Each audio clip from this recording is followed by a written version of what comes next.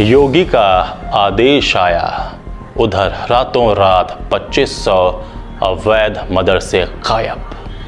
मदरसों और वक्फ बोर्ड की संपत्ति की जांच के आदेश से हड़कंप। राज खुलने के डर से धड़ाधड़ गिरने लगे अवैध मदरसों के शटर। 7 अप्रैल 1989 का शासनादेश रद्द। इससे मिला था वक्फ को असीमित अधिकार। नमस्कार, आजाद सिपाही के विशेष में आपका स्वागत है। मैं हूं राकेश सिंह।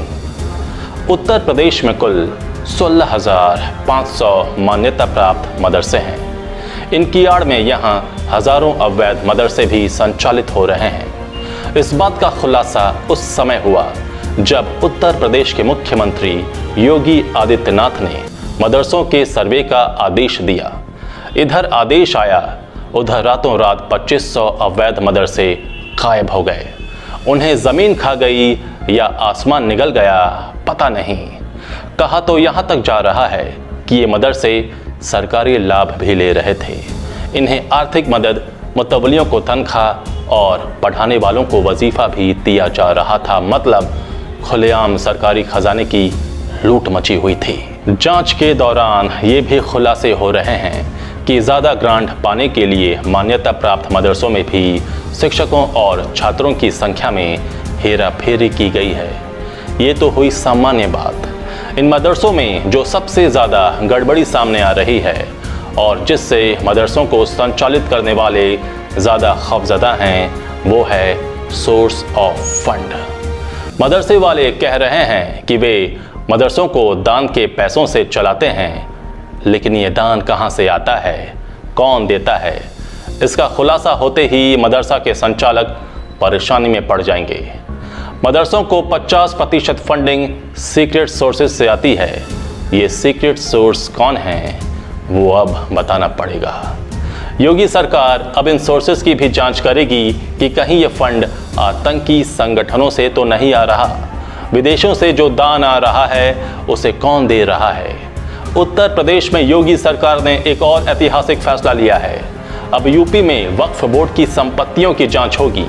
योगी सरकार ने वक्फ बोर्ड का 33 साल पुराना शासनादेश भी रद्द कर दिया है। 7 अप्रैल 1989 को तत्कालीन कांग्रेस सरकार ने एक आदेश जारी किया था। इसमें कहा गया था कि यदि सामान्य संपत्ति, बंजर, भीटा, ऊसर आदि भूमि का इस्तेमाल वक्फ के रूप में किया जा रहा हो तो उसे वक्फ संपत्ति के रूप में ही दर्ज कर लिया जाए। इसके बाद उसका सीमांकन किया जाए। इस आदेश के चलते प्रदेश में लाखों हेक्टेयर बंजर, भीटा, ऊसर भूमि वक्फ संपत्ति के रूप में दर्ज कर ली गई।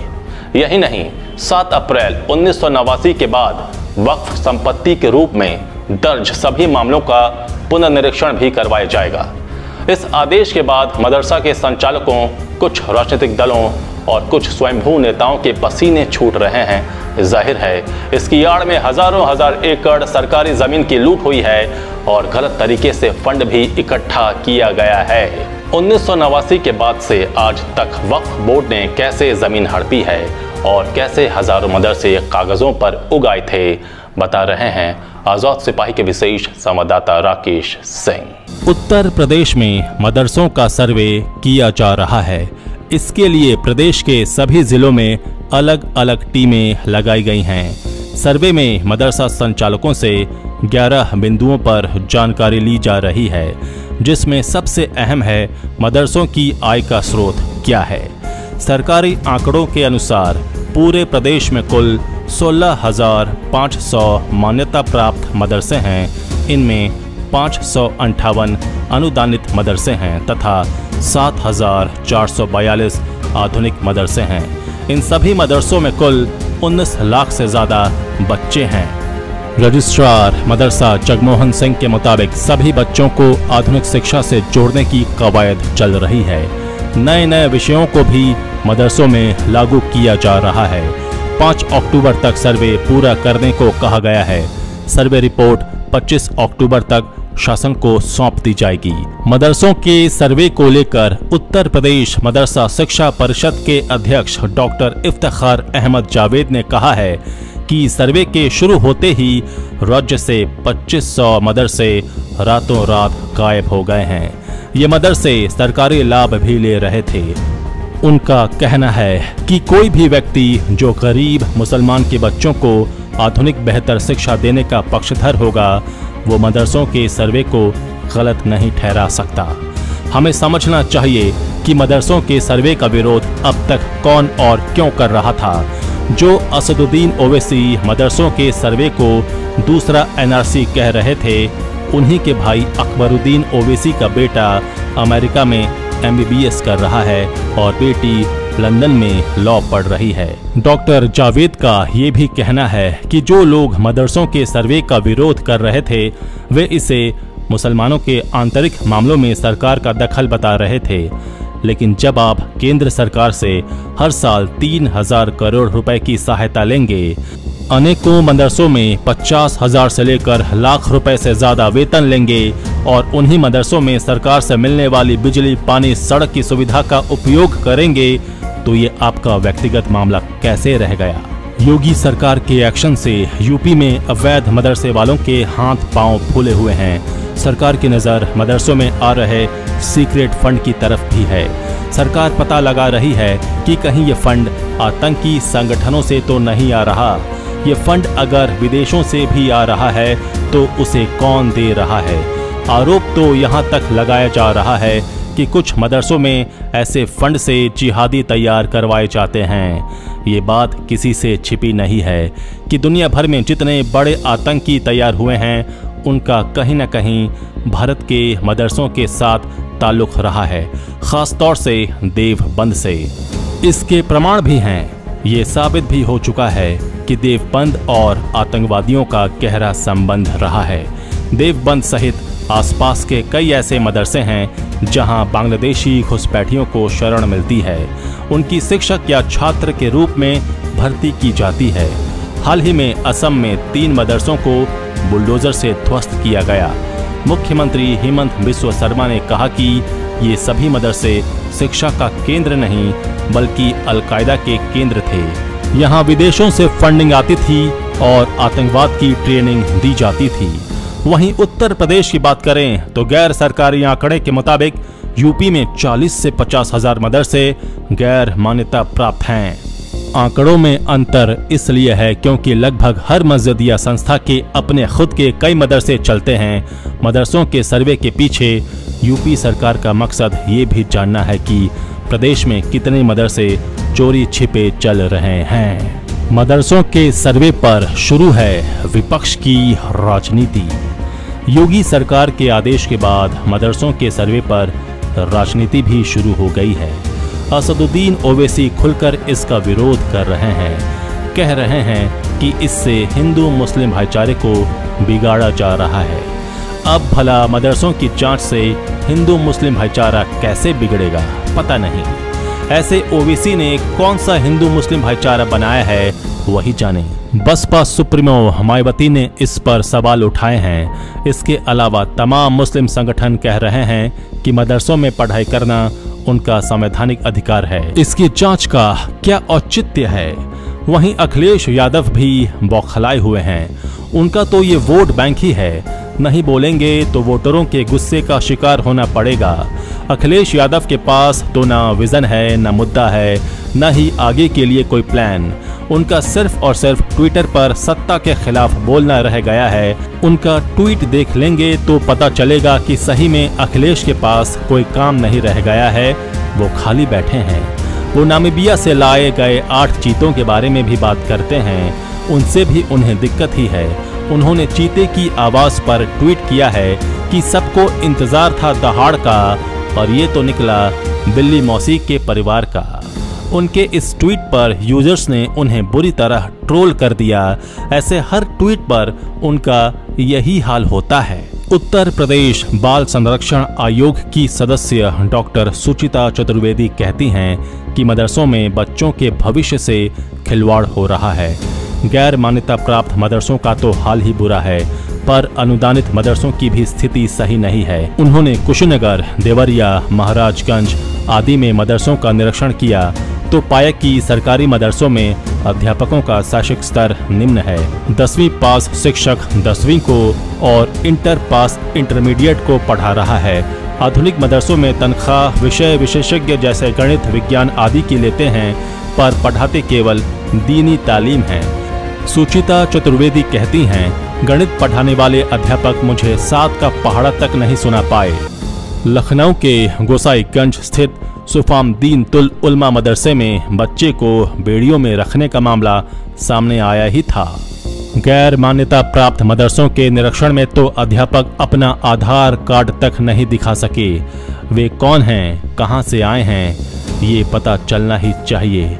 इन बच्चों के बेहतर भविष्य के लिए सर्वे और सही नीतियों का बनना बेहद जरूरी है। सर्वे में जिन सवालों का उत्तर देना है वो इस प्रकार से हैं। गैर मान्यता प्राप्त मदरसे का नाम, गैर मान्यता प्राप्त मदरसों का संचालन करने वाली संस्था कौन है, मदरसे की स्थापना की तारीख क्या है, उसका स्टेटस यानी निजी घर से चल रहा है कि किराए पर, मदरसे में पढ़ने वाले छात्र छात्राओं की सुरक्षा कैसी है, भवन, पानी, फर्नीचर, बिजली, शौचालय के क्या इंतजाम हैं, छात्र छात्राओं की कुल संख्या, शिक्षकों की संख्या कितनी है, वहां पढ़ाया जाने वाला पाठ्यक्रम क्या है, मदरसे की आय का स्रोत क्या है, अगर छात्र अन्य जगह भी नामांकित हैं तो उसकी जानकारी ली जा रही है, अगर सरकारी समूह या संस्था से मदरसों की संबद्धता है तो उसका विवरण दें। जाहिर है इतने सारे सवालों का जवाब तो हजारों की संख्या में चल रहे मदरसों के पास नहीं ही होगा। मदरसों की हालत क्या है ये किसी से छिपी नहीं है। ज़्यादातर मदरसों में बस नाम की हिंदी, इंग्लिश और मैथ्स पढ़ाई जाती है। यहाँ के बच्चे प्रधानमंत्री और मुख्यमंत्री का नाम तक नहीं बता पाते। अंग्रेजी के शब्दों की स्पेलिंग तो छोड़ ही दीजिए। ऐसे मदरसों के बच्चों से बातचीत करेंगे तो वे बताएंगे कि उनको मदरसे में हिंदी, इंग्लिश, मैथ्स, साइंस सब पढ़ाया जाता है, लेकिन जब उनसे इन सब्जेक्ट से जुड़े सवाल पूछ लेंगे तो वे जवाब नहीं दे पाएंगे। यहाँ तक कि मदरसे के मैथ्स के टीचर खुद पहाड़ा नहीं सुना पाते।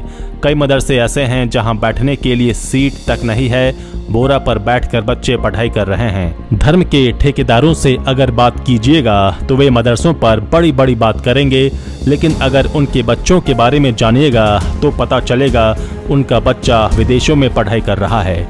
मदरसा की गलियों में भी वे अपने बच्चों को लाना नहीं चाहते।